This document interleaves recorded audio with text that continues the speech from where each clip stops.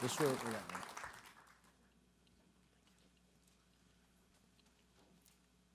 So as I said, the exciting thing about today is we're celebrating innovation. And so we've brought 3 companies that we'll have throughout the morning's program that will share with us their innovations that will hopefully end our dependence on oil. And what's also exciting is that many of them actually come out of the military. The person you're about to meet from a company, Movil, was in the service for 20 years. And it's just a nice symbiosis from us having an Energy Security Leadership Council who had served our country, and then now these people are creating the innovations to end this dependence for national security. So watch the screen about Movil.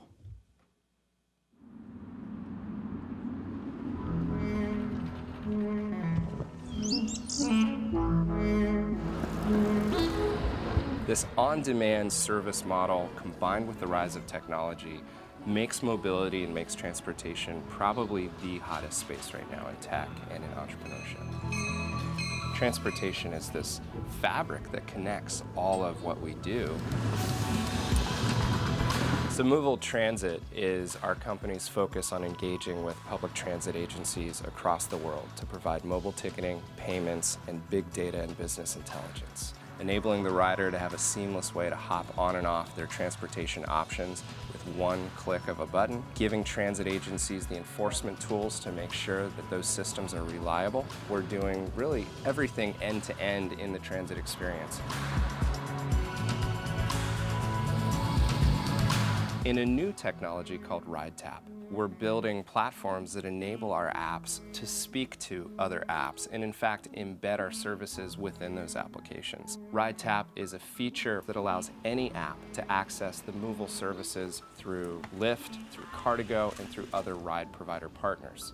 So in the US, through Movil Transit, we really focus on cities and transit agencies as our core partners, and we know that they in turn want to be connected to these other ride providers. That's the sweet spot that we've been addressing and that Movil is truly going after.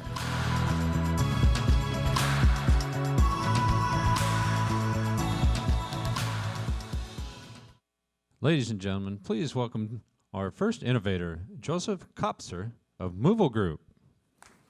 Good morning. So very quick up front, Movil and Movil Transit and our technologies are designed to organize a city's entire ecosystem of transportation, from public transit, car share, bike share, taxis, TNCs, walking and biking. We want to bring it all together to the urban consumer, the person who lives downtown, so that they can make smarter choices about how they get around, so they're not having to feel like they have to drive their car, or worse yet, drive their car by themselves and get stuck in traffic, leading to, of course, them doing nothing but adding fuel literally to this problem of congestion, greenhouse gases, but more importantly, burning that oil that so many of us, because of the topic today, spent lives, treasures, time, talent away from our families to secure that oil. So that's Movil. But let me back up and tell you why I'm so thrilled to be here. I'm here for so many reasons. In a way, I feel like a product of this movement. So Fred Smith and what they've done at FedEx to be able to make their vehicles logistically more fuel efficient, I read that stuff and got fired up, because in 2004, I was in Baghdad and I saw firsthand what happens when national security strategy is not synced with an energy security strategy. And what you get is ridiculous situations like I saw firsthand, where we're delivering fuel along the road, IEDs all along the way, to take that fuel, to then put them in our equipment that was not designed for that fight and that time, but were so fuel inefficient. Some of our vehicles, like our tanks, as you know, were getting 2 gallons to the mile. We had generators that were so inefficient that we were wet stacking them because we didn't know how to regulate our microgrid. So that got me totally fired up while I was in the Army about how do we fix this problem? How do we innovate a way out of this solution? But unfortunately, at the time, the military wasn't designed to find the greatest and newest technologies. So while in the military, I tried to find new and innovative technologies to do that. But at the same time, while I was living here in Washington, D.C., in Arlington, just trying to get to and from the Pentagon each morning, my commute was actually getting in my way of daily life. If I drove my car, there was traffic, and if I wanted to stay after and drink a beer in Pentagon City, I couldn't drive my car. Or if I did take the bus, the frequencies in the day, and by the way, when are the schedules and how much are the tickets, it was all so confusing. I said, why hasn't somebody organized this? So I searched for it on the internet, and it didn't exist. I was one of those innovative entrepreneur inventors who was lucky enough to be at the right space and right time. And I didn't even know I had all those titles. I was just a guy trying to get to work. And so I started creating an algorithm that before I knew it, people wanted to see and people wanted to use. And another Army veteran, Craig Cummings, now my co-founder, said, that solution's not only gonna help you get to work sooner, we can turn that into a company. And then when the epiphany hit me and said, wait a minute, if people are getting to work more efficiently, if they're getting to class easier, and if they're getting home from the bar more safely because they're using all their options, that's not just a company, that's a cause. And so it became a passion for me to be able to take all of this focus I had on clean energy and getting new technologies to the warfighter faster so that when they're in Afghanistan or the hills of Afghanistan or the deserts of Iraq, they have the latest equipment. And at the same time, take all my passion from being able to make cities more efficient, to be able to recombine that, I saw an opportunity. So my last assignment in the Army was living and working in Austin, Texas. I was running the Army ROTC department there, and that city is an innovation city. It has the clean energy companies. It had the technology companies. It had the ecosystem for entrepreneurs to be able to create this revolution and innovation. And so we stepped into it. I retired from the Army. We launched Ride Scout, the name of our company before we merged with another company called Globe Sherpa to form Movil. And we launched it to great success. But more importantly, what we launched it to was a public wanting to find a better solution. They are not satisfied stuck in traffic, blowing that fuel out their tailpipe. They wanted a better solution. And the great part about Austin, Texas was simultaneously to launching and building this company that's now Movil, I was also trying to find ways to take these clean energy technologies and put them in the hands of the warfighter.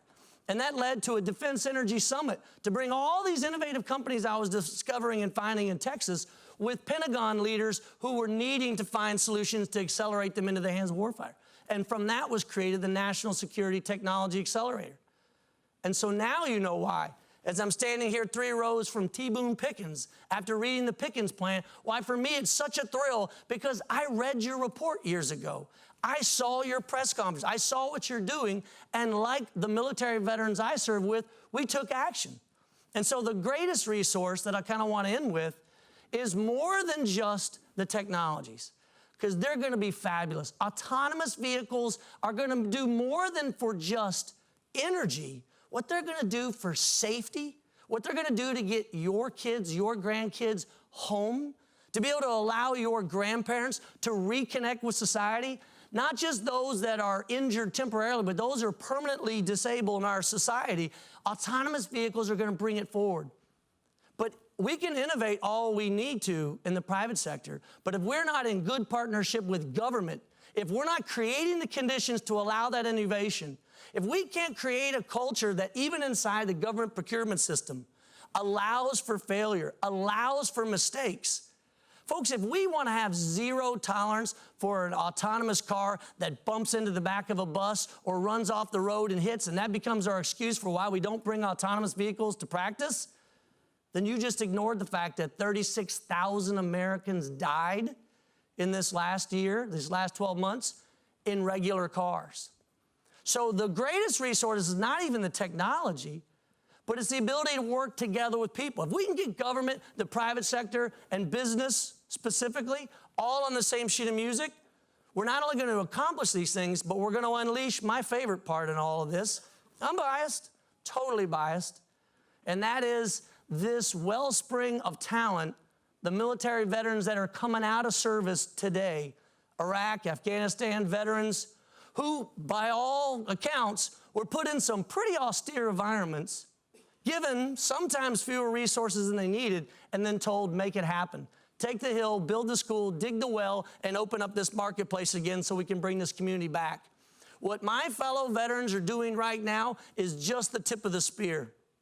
Fred Smith's a great example of that. Vietnam-era veteran, started FedEx, but it's not over yet.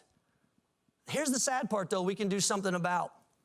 49% of all veterans after World War II created companies, started companies from scratch.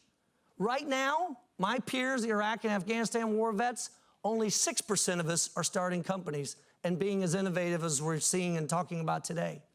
So we need to set those conditions, and one of the things I'm very proud about is an organization called The Bunker. If you haven't heard of The Bunker, come find me afterwards.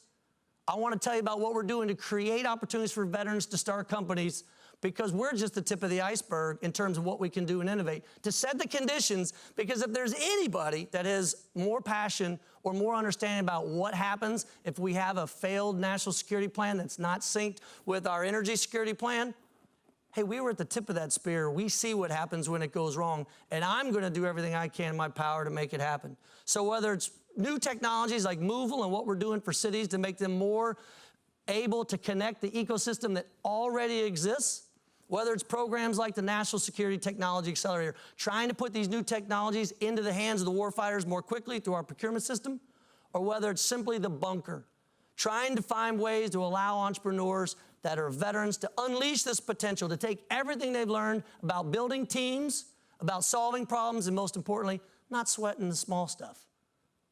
I want to thank you for having me today. I want you to find me later on and ask me any questions, because 10 minutes is barely enough time for me to clear my throat. And I really appreciate the opportunity to be here in front of so many of my heroes. Thank you very much.